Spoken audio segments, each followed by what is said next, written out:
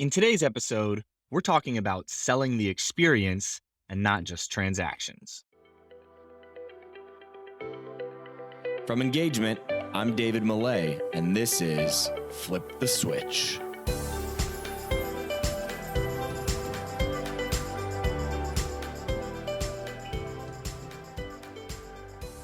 What's going on, everybody? Welcome back to another episode of Flip the Switch, where we sit down with leaders in customer experience and employee experience, and we try to figure out what are the trends that they're paying attention to? What are the experiments that they're running? What are the principles that they've used throughout their career to gain great success? Now, today's guest, we have the president and owner of Sold Out Seating, a ticket sales, training, and consulting group. And her name is Kathy Burrows, and she is fantastic. And she fits right with everything that we talk about because part of where her training success comes from is helping organizations realize that their ticket reps should be talking about selling the experience and not focusing on price or features or any of the other things that make a sale transactional. She's really focused on helping organizations develop their sales teams to focus on the experience and relationships, which again fits right into everything we're talking about customer experience on a regular basis. Now, I really enjoyed this episode with Kathy. One, because she's got a ton of experience. She's been in the sports space for over 30 years, started with the Cleveland Indians, and has developed a really successful practice now, helping other teams adapt and apply some of the lessons that her and her team have learned over the years. But one of the things that I thought was really interesting is we got really into the nitty gritty on process, specific questions, tactics, and strategies that you can use today with your team to be able to ultimately equip your team to go out and sell experiences, which is what we're big proponents of here. So without further ado, let's jump into this episode with Kathy Burrows. Kathy, welcome to the show. Thank you. Happy to be here. I'm excited to jump in with you because this is a topic that we don't talk a ton about. While we talk a lot about customer experience and we talk a lot about customer journey, I can't remember the last time we really dove deep on selling, which is really specific to you and your company. And it's a lot of the issues that a lot of companies are facing right now, especially with some of the larger trends in the industry where people are maybe watching from home. And we'll get into all that. But before we do, talk to us a little bit about Sold Out Seating and how you came to be doing what you were doing, because the first phase of your career was not in sports, it was in nursing. Right. Talk to us a little bit Right. about the formation of Sold Out Seating. So I was a nurse, you're right. And I was working at the hospital. I was very happy.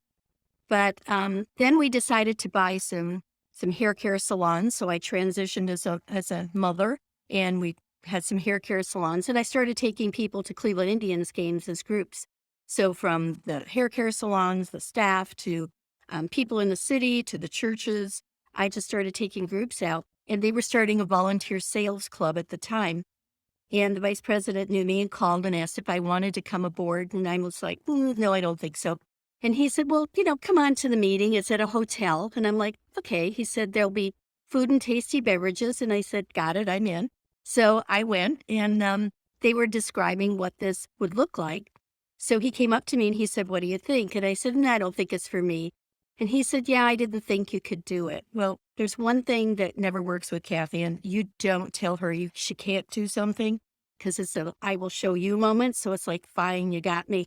So my very first sale was the old ballpark, Cleveland Stadium, and I sold out the bleachers.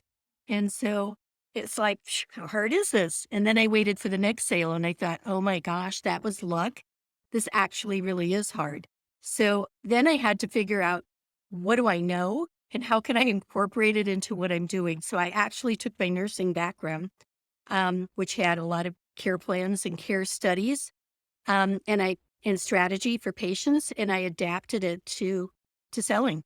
And I was leading their sales team, their existing sales team. I love it. And so out of that, I'm guessing that is where your big passion for selling and sports came from. How did Sold Out Seating come to be in formation? I was working at the Cleveland Indians, and after a number of years, I was just getting calls from so many teams asking, how do you get groups of 2,000? How are you getting this? How are you getting chunks of season tickets? How are you doing this? So I thought, you know what? I'm going to go on the road and I'm just going to work with teams to build strategies and to explain how to do this. So I left on a Friday. On a Saturday, my one son thought up the name, sold out seating, SOS. On a Sunday, I ordered business cards, and on a Monday, I ordered 500 5x7 jigsaw puzzles, and that were blank. And I downloaded every stadium and arena I could find, and I sat and ironed it onto every one of those 500 puzzles. And I broke up the puzzle pieces and I overnighted it to the vice president minus a piece. And then the next day, I overnighted the missing piece and I said, I'm your missing piece. So it got me a lot of offers to come out and work their marketing for them, which was not my goal, but it did get my foot in the door. But that, I So mean, that's how it started. I think that is a great segue into what you do, and which is really creatively selling and selling based on experiences, not making things transactions, really kind of getting to the deeper emotions of people. Inherently, that seems to be from that story what you do. And if all of our sales reps did stuff like that, I know they'd be getting in the door left and right. Maybe let's start here before we get into that. I mean, what are some of the biggest lessons you feel like that you were able to apply from your nursing career into your sports selling career? Because I think we're big on this show of taking insights and from other industries and extrapolating those and putting them into sports. Well, in nursing, it was a care plan. So you had to figure out, you sat and discussed, here's the patient, here's the needs. How are you going to accommodate those needs? What's the best way you can do it? What's the most efficient way for success? And so that is exactly what I started doing on a smaller scale, which got bigger and bigger as I had my team there at the Indians. It was like, here's the situation. Here's here's how people are currently buying. It's like you have to have a GPS. If I told you you're in Cincinnati, if I told you to drive to, East Oshkosh, would you know without a GPS? Would you know how to get there? Probably not. So if you don't have a GPS, I tell sales reps all the time, if you don't have a GPS, how do you know where you're going? Do you just pick up the phone and call? There should never be a cold call. There should be a warm call. You should prepare for the call. So if you prepare and you have ideas in mind and you have an idea where you want to go and you have a plan in place, it makes it much easier. And that's what I took from nursing over to strategy. And that's what I work with teams on actually. Well, and it's interesting too, I think, because that almost is somewhat in contrast or at odds with what I've heard you talk about as something that's kind of a big problem or in your mind of sales teams today, which is this making 100 calls a day metric that we measure people by. I think if you're really taking the approach that you just described of making sure that calls are warm calls, making sure you've got a plan, making sure you understand the outcomes and the objectives of where you want to take that specific fan customer call, it's going to be hard to make those 100 calls a day. If you're making 100 calls a day, it's a cold call. So I've heard you talk about sales teams that mistakenly make that as their key metric. Maybe talk a little bit about why you are not a fan of that metric, and maybe what are some of the other metrics that sales teams should be focusing on instead of just activity goals. Well, this is one of the things that has bothered me for a long time, and that is, how are you managing? Are you managing by numbers or are you managing your people? So, one thing we don't do enough of is we don't coach our leaders enough. So, we promote someone and they just do what they've been told to do and they repeat that over and over and over. So, down the line, everybody's making 100 calls. If you sit down and ask them, what are you talking about in your one-on-ones? It should be focused on development and how you're actually coaching them and developing. You're only as successful as a leader as your people are. So the focus should be on how can I get them better? 100 calls is more of a true telemarketing mentality. Pick up phone, put it down, pick up phone, put it down. We may sell and they may sell and say, hey, we sold great, but then renewal time comes and you don't renew. Your odds of renewing are pretty poor. And that's because you haven't onboarded these people. You haven't made them part of the team, the customer. You've actually just sold and moved on. So the better measure is, to me, 40 to 50 calls is fine. Mm, I'm very specific that you should have 2 power hours a day. I'm non-negotiable on those. 2 power hours a day, and generally about 20 calls on each. And the goal is, what is your goal with your calls? The goal is to try and get somebody into your pipeline. It's not to close them on a sale right away. I mean, you don't get married on a first date, I hope. So why would you try and close somebody on a first call? You don't know them that well. It should be, I'm learning about you. I'm learning if we want to work together. So from there, there's other metrics, and it's very good. I know Nick in El Paso. I work with El Paso. Nick Zeckerson there really gets it, and he explains to his team, which is really important.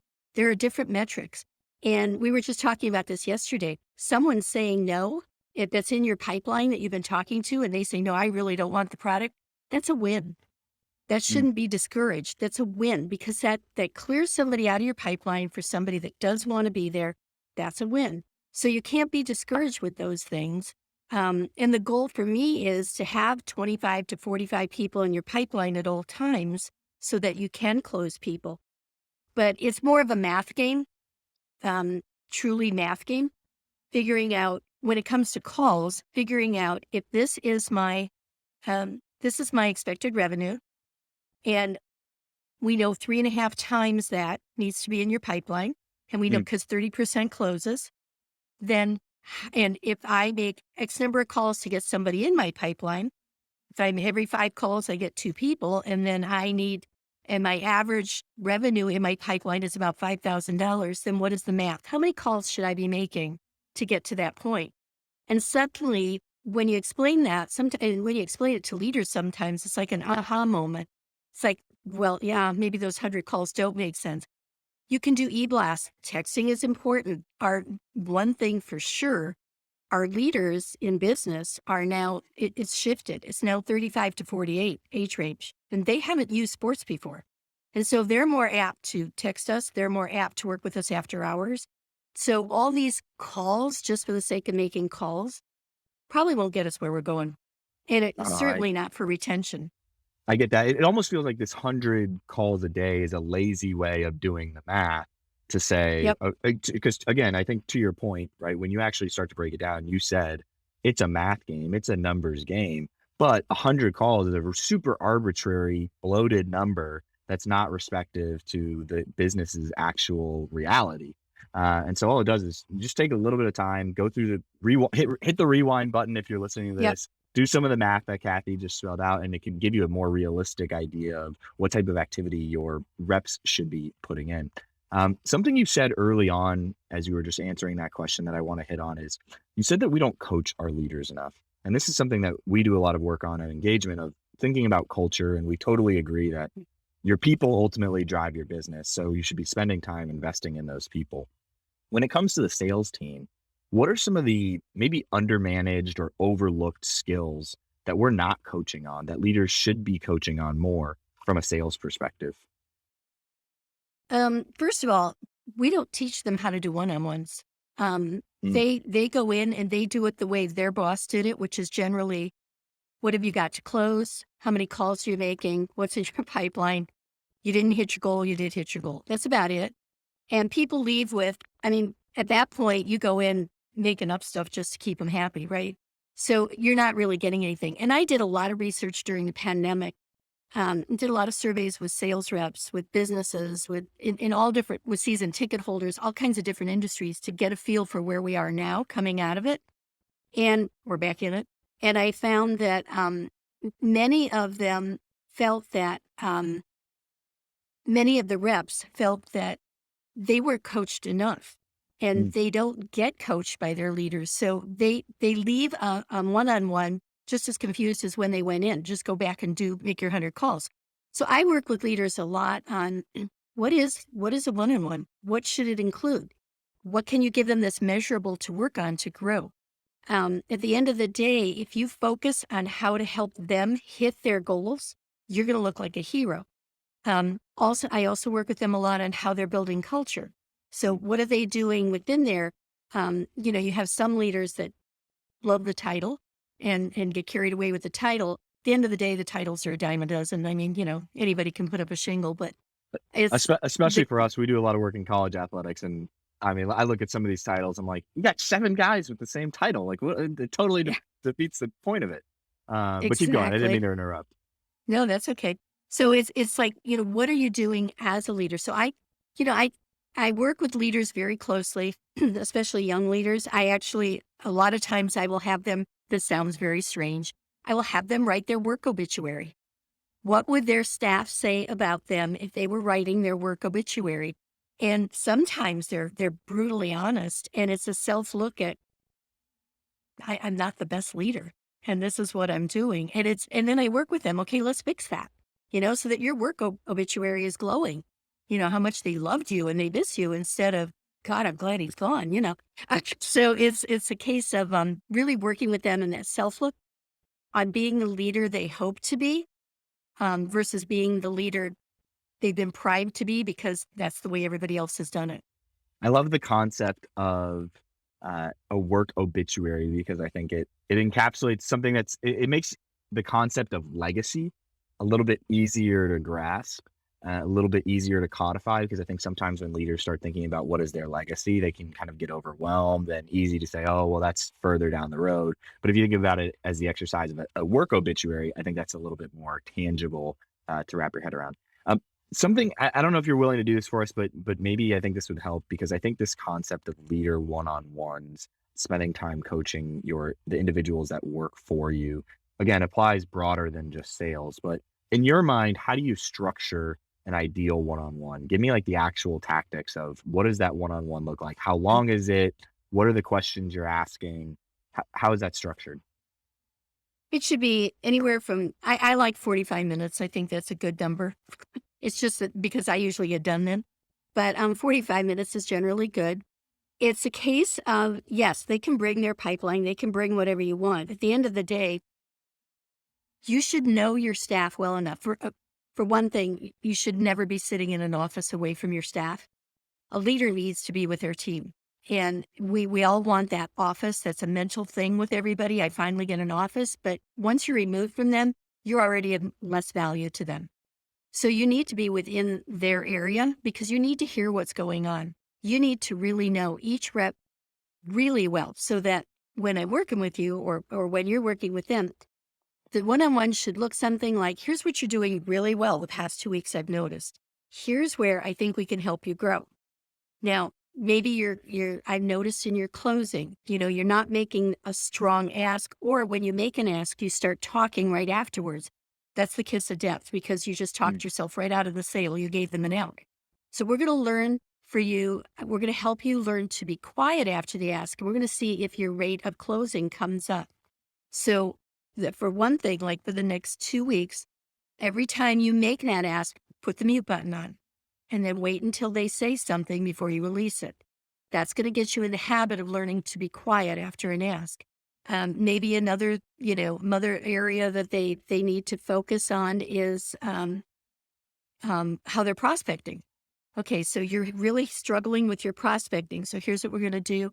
Let's look at, tell me now how you've been prospecting. Okay, how is this working out for you? How are you finding, are they responding to you when you call? Is it the category? Is it the questions? Let's figure out how to prospect better. So Mm. then you give them, the key is to give them something tangible to work on for the next 2 weeks that's measurable, that they can come back, that they're actually measuring. Um, I just had one the other day. It's like, I want you to write down 5 different ways to make a soft ask and 5 different ways to make a hard ask. In the next 2 weeks, start using those. Then let's talk about which of those is working best for you and how you can start incorporating it more often into your conversations. So it's helping them, which is the whole point of being a leader, is helping coach Right. them to be better. I mean, I'm still learning. So if I'm still learning, they're not that smart yet that they know it all. So, we need to be coaching them. So if we're doing our job, we are actually giving them something measurable. They can come back and they say, these 3 things really work and these 2 didn't work for me. Okay, let's start incorporating that more. Now, for the next 2 weeks, what are you going to work on? So it's really knowing your people and each individual and how you can help them grow. I love it. And again, I think all the concepts, the core principles of what you're talking about is so applicable even outside of sales, whether you're a Mhm. marketing team or on the operations side of things, on the actual player personnel kind of side of things. All of these things are really applicable to those sides of the house as well. Um, I want to kind of dive a little bit more specific on the sales side of things, like, and stick with that. Not every organization has an outbound sales team that is actively selling, right? We see this especially with some of our smaller clients, if you will. Some of them are really just kind of inbound or customer service focused, and they rely on online sales, and they kind of take what's coming in. They haven't dedicated the resources to create a dedicated sales team. So, how do you help embrace a reactive team that's there to resolve issues and be there from a customer service mindset and an inbound mindset? How do you help that team embrace a selling mindset, if you will? Um, First of all, a lot of teams put together a service side that was supposed to be service, but actually is just another sales team because they have a sales goal. They have to sell so much. And I'm like, just call them salespeople. Don't call them service. I mean, if if you're gonna onboard somebody, then truly onboard them and make them a true part of the team so that you can retain them versus just trying to sell to them again. However, when you have teams that really don't have true sales staff, have more inbound only or in servicing kind of combination, it's a case of how can we sharpen our skill set to actually increase revenue on that inbound and especially on online sales. We know right now, especially since the pandemic, I mean, I became the queen of online shopping. I mean, I never shopped online before, but Yep. gosh, now I'm like, why would I go to a store? So I became the queen of online shopping. But when you online shop, and if you go into the entertainment industry, for instance, and you buy a ticket to a concert, right? You never get away with a ticket to a concert because they just have so many other things that they're asking you about. Why aren't we doing that? Why do we just simply sell a ticket to our game? So I look at it as why aren't we creating the experience around it? So, for instance, I may want, whether I call in or whether I go online, I may want tickets to the upcoming game. Okay, it's not a question of where do you want to sit? It's a question of tell me about the experience you want to have. Do you want an experience where you're really into the game? Do you want the experience of soccer? You really want to be there for that goal? Do you want to be there to try and catch, home run balls in the outfield? Tell me about the experience you're looking for. That's going to help me help you choose where you're going to sit, first of all, rather than just selling arbitrary tickets. Second of all, do you want parking with that? Do you want to make it? I'd like to make it easier for you. Would you like parking with that if you have parking available? Do you have, do you want to prepay for food? We can load your ticket and you can prepay for food. You don't have to take your wallet out again. By the way, we have an experience, baseball. You can steal second base, when they're changing, when the grounds crew comes out. And you literally run around, you pick up, second base, your hero. You turn it in because they have to keep theirs, and they give you a replica base that's autographed. Would you like to? We have a cool experience available on that game day, and you pick an experience that you have. Would you like it? $150. You can steal second base. All these things we could be upselling as part of the experience. Sometimes if a game is really busy, do you have a dedicated concession stand for people that Mm, are a fast pass? So, $25 extra, you can use fast pass. We can get you in a separate line. You can get concessions at a separate line. It's a fast pass ticket. These are things that we could offer that would enhance the experience for what people are looking for and what's important to them. Because what's important, right. we sell experiences, right? And everybody says, well, we sell the experience. So I say to them, what's the experience? Well, it's the game and all the camaraderie and like, but what's an experience to me is different to you, to your neighbor, to somebody else. Everybody has a different feeling they want through an experience. If we ask enough questions, we will figure out what they want and we can accommodate those in most instances. I want to jump into this, and I'll kind of close off this section around the inbound customer service focused team. And I think to your point on that is if we ask enough questions when they're calling in to complain, I think calling in to complain or a I love, service focused team, I mean, yeah, it's a great I insight because love complaints. Yeah. it tells you what they care about, right? Yep. That lets Yep. you say, "Hey, here's the offering that we have that can alleviate said pain."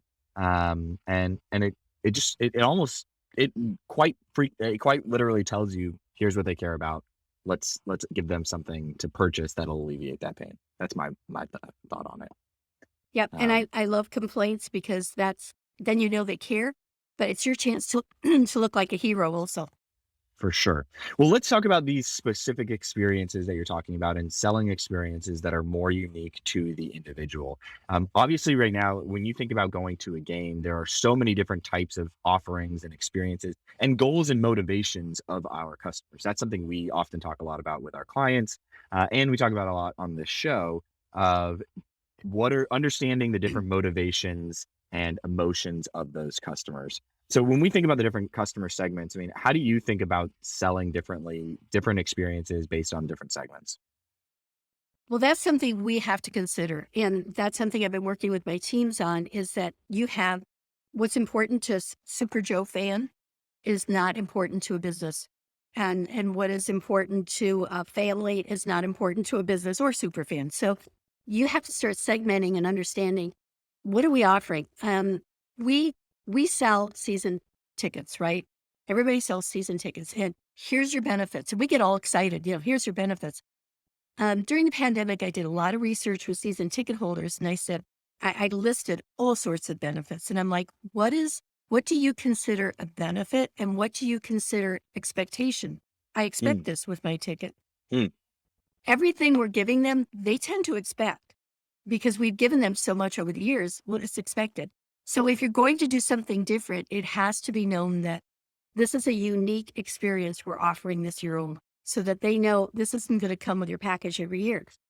But as we started talking and started looking, and I started working with my teams, what we found was what are the experiences? What is the benefit? What are the benefits? How can you structure a season package for a super fan? And how can you structure it for a business? What is important to a business right now?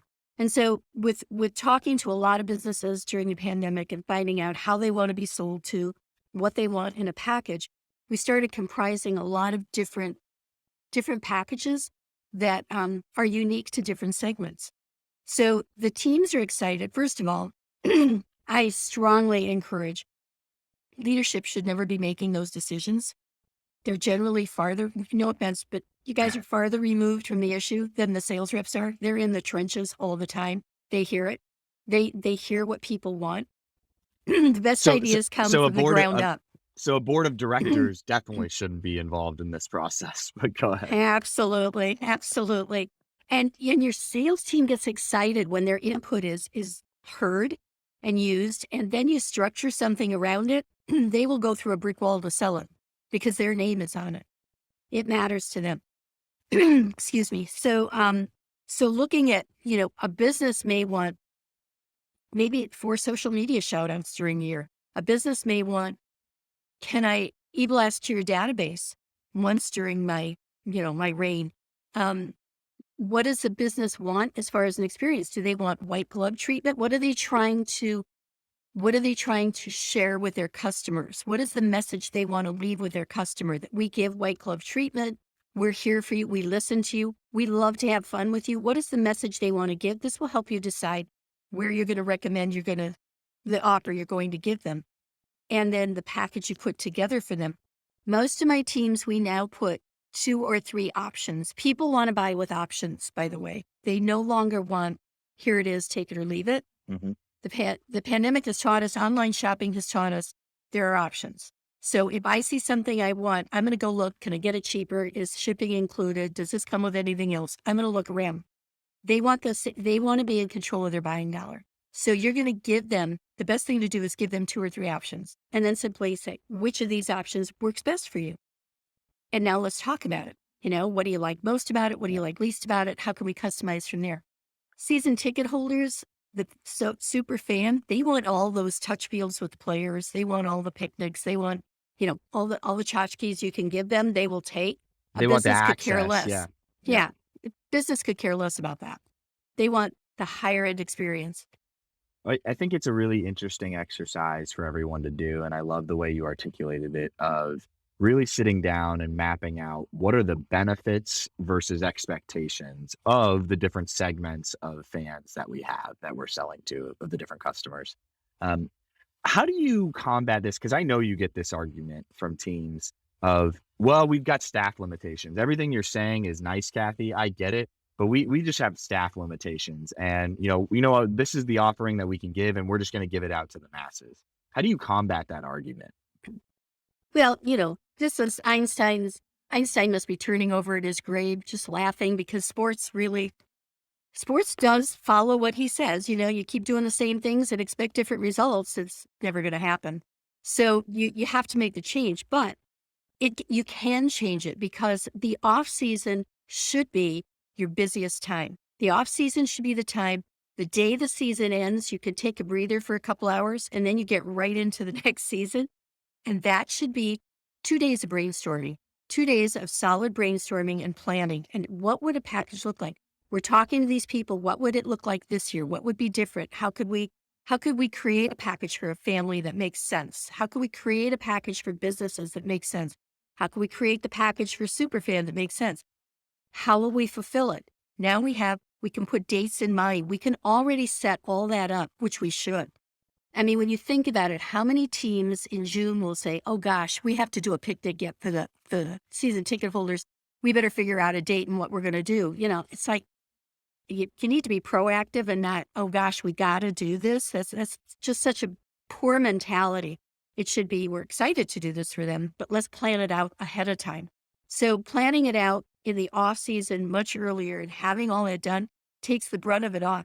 If you do the hardest work in the off season, you will actually enjoy the season.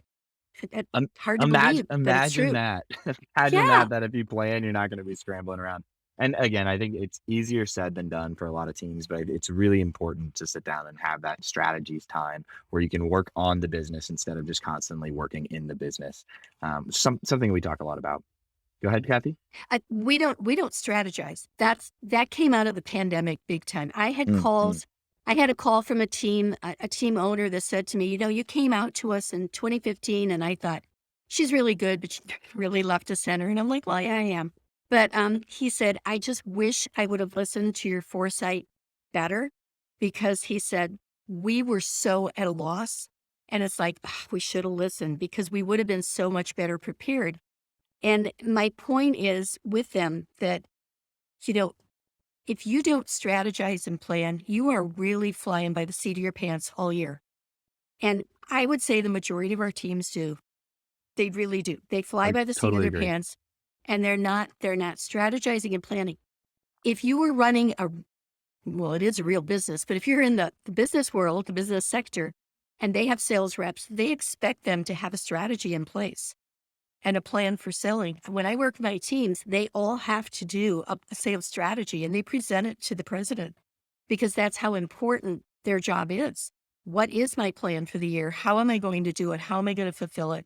What are the categories I'm going after? How am I dividing my day? What am I going to do? Yeah, they're not just operating flying by the seat of their pants. I mean, again, coming from my Disney background, and that was we were super intentional on what it looked like. I mean, when I was on the sales side of things, I mean, we had to come with basically, hey, you own the business. What's your business plan for the year? What are your individual annual operating priorities? What are the things you're going to focus on? How are you going to attack it? Here's your goal. What's the approach to how you're going to get it? What does that look like on a quarterly, monthly, weekly basis, daily activities? I mean, you really had to be smart about this going into it, and there was a lot of strategy. So, uh, I tell the kids, all the sales reps all the time, you're running your own small business within a franchise. And so, you need to turn the lights on. You need to make sure that there's customers coming in. You need to make sure there's heat. You need to make sure there's a telephone. All these bills you have to pay. So how are you mhm. running your and you'd like to eat, of course, and have a tasty beverage once in a while. So how are you going to run your business? Have a Kathy, plan. how do you think about one of the changes? I mean, obviously, that I think we've seen during the pandemic and last couple of years is this rapid rate of digital transformation in customer experience and in business, and a lot of the tools now. I think especially that we're seeing in customer experience revolve around AI, chatbots, some of those different integrations. So when you're thinking about selling, how do you approach kind of tools to support versus tools to replace? What role do you see tech right now and playing in the future and current day in our ability to sell more tickets? I think I have a lot of owners that don't want to embrace it because they're very traditional. But at the end of the day, we have to go where the people are, and we have to go with the way people are buying. And that is technology is a crucial part of that. And so we have to be in tune with that all the time. What's going to work best for your area, for your people? Um, whether it's analytics comes heavily into this. And I know people cringe when you hear analytics, but I actually love them because it helps me decide how can our people work smarter and not as hard? How can we keep them from making those dreaded 100 calls a day, but do things that have better results in a smarter way? And so technology can help us in so many different ways. People don't want to necessarily meet as much as they did anymore. So any way we can meet online, virtually meet is far better. People want, texting came out and I had owners tell me they're just going to be on their phone texting their friends. Okay, first of all, you have to trust your staff. And, this tells me there's a breakdown in communication because to begin with, you don't trust your staff. But I go back to the business owners, 35 to 48, they're more apt to text, and they're more apt to text between the hours of 5 and 7 p.m. So we need to be cognizant of that. And how can we help them with that? How can we be there for them? How can we answer them rather than trying to call them and talk to them? Um, people want to be the analytics of just the people online. Can we segment all those people online that are looking at us? How do we segment them? How can we react to them differently? We do so many e-blasts in marketing that are just general e-blasts that are just out there that don't pertain. And people, yeah, after a while, it becomes Charlie Brown and Lucy. Wah wah wah. Nobody's Hmm. listening. So how can we segment it so it makes sense? So what are the tech companies we're going to use that are going to help us with this segmentation and advise us as to here's the market, here's what we're finding works best for this market. So how can we best contact them? How can we best reach out to them? And what message do we want to send them? Kathy, when you think about some of these technologies, I mean, obviously, we just covered a broad range of topics as to how technology might be able to help us on the selling side of things. What are some of the actual tools and company names of different tools that you've seen that you really like that you think can really help us ultimately sell more tickets? um, HubSpot Yeah, is one great right now that CRM helps. tool. Yeah. Yeah, it's very helpful. I think that one for me is huge because most of our teams don't use CRM correctly. And most of the staff hate it because it's just another thing they have to input. But before I get into too much technology, I want to sideline with that. Most of our staff doesn't realize the value because they don't understand the business. And so if there is one thing a business can do that I feel is the best thing you can do to make your staff smarter is spend some time, spend a half a day and go over the business. Where were we 5 years ago? Mm. Where are we now? What has happened during that time? Where are we going in the next 5 years? What are our goals for the next 5 years? Hopefully they have them. And are there going to be changes in our arenas, changes in our ballpark? What are we working towards? Are we remodeling? What are we doing? What is your role in that? Where do you fit in with that? When they see that and they realize what their value is to the organization, not just I sell that dreaded ticket, which Hmm. nobody should be selling a dreaded ticket. When they realize what their role is, it becomes suddenly everything they do becomes more important. Now, when I input into CRM, I have a reason for doing it because they're gaining this information so that they can help me do this. Now I can, when I get calls in from this particular marketing tool that we sent out to a segmented group, now when I talk to them, I have a plan in mind because this was our thought process with this particular segment. It just makes us smarter all along. And the Totally. technology makes us smarter. Yeah, and I think the thing with technology too, on a lot of these sides of things, they've become so much more affordable. I mean, you mentioned HubSpot as a CRM tool. I mean, It's free up to a certain extent, right? And obviously if you've got a ton of reps and you're selling it, there's going to be a price there. But I mean, we use HubSpot, the free version on our team, and it's great. I mean, I can see who's opening emails, and every conversation is logged. I can put it into pipelines, and I mean, again, the way that technology has been democratized, it really makes everything a lot more affordable and makes everybody a lot more efficient. And I mean, that's one of the things that we actually were working on over the pandemic as well, is helping teams find and evaluate some of the best technologies that are out there for some of this stuff. Like I think about a Live Five when it comes to some of the chat bots and being able to sell right from the website, connecting it to reps. There's all kinds of different tools that are like that. Um, And Kathy, there's what? nothing Oh, go wrong with ahead. that. Go ahead. And that I was just going to say, I think a lot of leaders have to understand it's okay to do the chat box stuff. It's very much okay. There's a lot of people that are sitting at work that don't want to talk to you on a phone. They don't want their boss to know that they're working on getting tickets for a game, or they're trying to put together a group or something. And so they're happy just using some sort of version of chatting with you without them knowing. And we have to be open to that. And it's not a case of what are they doing? It's a case of they're actually doing their job. We have the technology to support it. We should embrace it. Want to switch gears a little bit. I'm curious to your thought on this because I know in the college space, certainly there's a lot of conversation around this. How do you think about outsourced versus in-house teams from the sales side of things? I'm going to leave Well, that open ended, and you can answer that however the heck you want to well, answer it. Feel free to be like well, no comment as well, because if you work with both, I have opinions, but let's get I, into it. I look at it this way. First of all, many of our college athletics departments have business um, business degrees, right? And you have a business degree. Not every college has sports management degree, but just about every college has some sort of business degree. Well, in a business degree, you generally take sales courses anyway, right? You're supposed to take sales True. courses. And at the end of the day, everyone sells. I never thought I sold until I started selling. And I realized, wait, I sold myself to get into nursing school. I had to Right. sell myself to get scholarships. I have to sell myself in so many roles, so many ways every day. So you sell yourself to your friends when you want to do something. You're trying to sell them on your idea.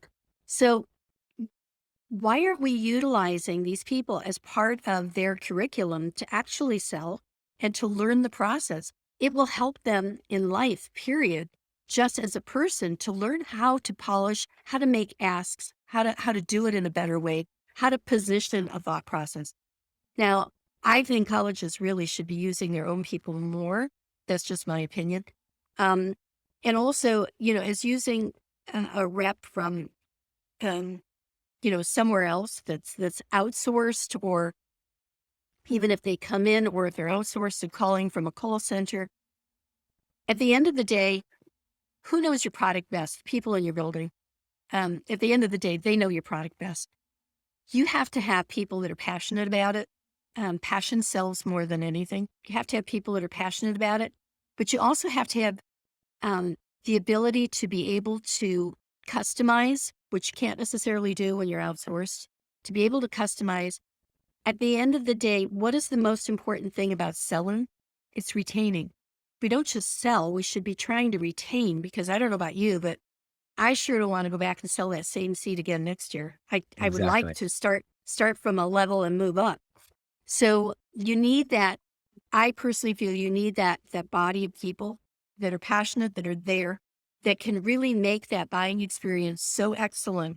And they're there for them throughout the season so that they feel that they're taken care of and they want to come back versus I'm sold to and I move on to the next person. If you were running, we could go deep here, but let's touch on it, and I think we can move on to some of our final questions here. But I think there is an interesting, because when you're selling season tickets, right? Let's say it's even for college football, right? The primary thing that you're selling is football, maybe it's basketball, but if you're a single sport team like a AAA minor league team, or a pro baseball team, pro basketball team. There's a seasonality to season ticket sales, right? And so I think what you mentioned of using your student sellers or part-time sellers, there's advantages to that in that you can scale up and down based on the season, but there's some con to that as well of maybe your person as a season ticket holder, your rep is not available all the time. So how do you kind of balance that situation? With some of the colleges I worked with in the past, what we have is a team atmosphere. So there's maybe 12 students selling, right? At any given different time because they come in at different times based on their schedule. So the we actually explain to the customer, we have a student team that is selling. So you're going to be in contact at any given time with any of us. And I had them send out the name. Here's the students' names this quarter or this half the year that'll be selling. These are the ones to reach out to. So they already feel, video goes a long way. First of all, I'm a huge fan of video on sales. So I encourage them to send out a fun little video Mm, of, here we are, this is our team this quarter, and this is who you're gonna be working with at any given time. If they need us, here we are. And we make it fun, we make it lighthearted. But people read video. It's open 67% of the time. People read video, they see it, they like it. And when it's lighthearted, they feel a oneness with us. So that kind of breaks the barrier there. It makes them feel that oneness with us. When the next quarter or next segment comes up and you have a different group, you send out a little different video. Here's your students, here's who you can be working with. We're happy to work with you. They feel they're in the loop then. The customer still feels I'm in the loop. They care enough about me to let me know who's available, and I see them on the video. I have a face with it now. I feel more connected. that makes total sense. And on that note, second to last question here. Um, Over the last couple of years during the pandemic, obviously the world has changed, but we're talking about putting video in. That's a specific tactic, if you will, that we're seeing having a lot of success. What are some of the maybe pick one or two strategy or tactics that sales teams have been using really effectively over the last 2 years? Give us an example, and then we'll get into our final question. I've had my team start using, instead of just, we have suites to sell, we have hospitality sale. It's welcome to our house. So I tell them to pretend they're a realtor. So we're videoing the reps individually and they go out and, welcome to our home, here at such and such arena or such and such stadium. And let me show you some of what we have. And so they'll take them to a suite and they describe it in realtors terms, not, here's a suite, it fits X number of people, but look at our indoor outdoor seating, with comfy chairs outside, and here's our buffet table where you're going to have the scrumptious food laid out. And oh, yeah, there's a TV so you can watch your favorite show just in case the game gets boring. You go around each area and we find realtors adjusted during the pandemic in a heartbeat. Text here for information on a home right away. Why aren't we doing much of the same thing? So, videoing like that has really helped sales tremendously. As you're talking about it here, I'm going to send you a little video to describe each of our locations. You can actually look at them now as I walk you around them. It's much different and people enjoy it much more and they're able to make a better decision. Um, on the I flip side, it I helps love us that. with retention also. Like one of my guys down in El Paso on the soccer team, I had mentioned during the winter, big winter in El Paso, I know, but during the winter, let them know you're keeping your seat warm. So Jesus actually did a video of pressing the button on the coffee machine and the coffee coming out steaming hot and then putting it down on the seat with the wind blowing, putting it down by the seat in the stadium, putting a scarf on the seat and say, hey, winter's coming. I just want you to know I'm keeping your seat warm for you. What a great touch point, to show the season ticket holder, I care about you. It's a Yeah. video, it's fun, and it's caring. I love those tactics. I think those are, again, you're selling an experience and what I really like about it is that you're pulling insights from another industry into sports, something that obviously people are very, very focused on metrics and goals there in the real estate and realtor business. I love that we're pulling insights into that and infusing that into the We're sports we're world. selling prime real estate. We Totally. should act as if we are. Yeah. Totally.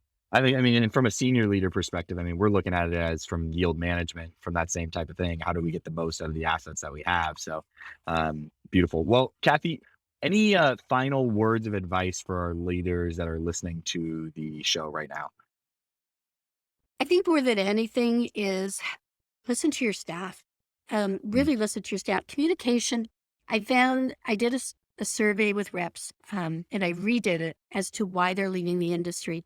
And yes, during the pandemic, they did realize that, first of all, pay was so tremendously different out of the industry that I just wrote an article on that. That was Yeah. a huge difference. Yeah. But communication is a huge, huge sore spot for most reps. And that is they're told to do something, but they're never allowed to share what they're hearing. And can we work on this together? So, you know, make yourself available. I mean, you should, whether you're a director, a vice president, a president, or an owner, these are the people that are part of your team.